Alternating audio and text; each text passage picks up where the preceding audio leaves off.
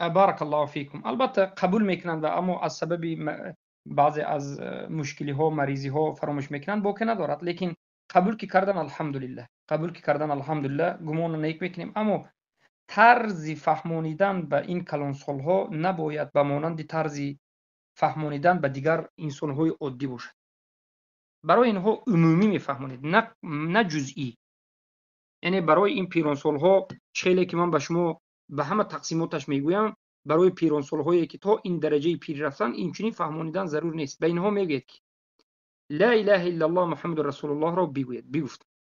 انا کی میگید معنی همین چی است؟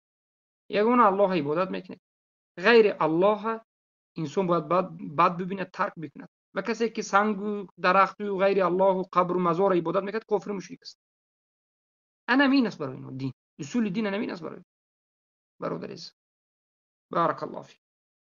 الله جزای خیرتون که استاد عزیز، مانی الله باشه. من به حد شما رو دوست می‌داریم استاد.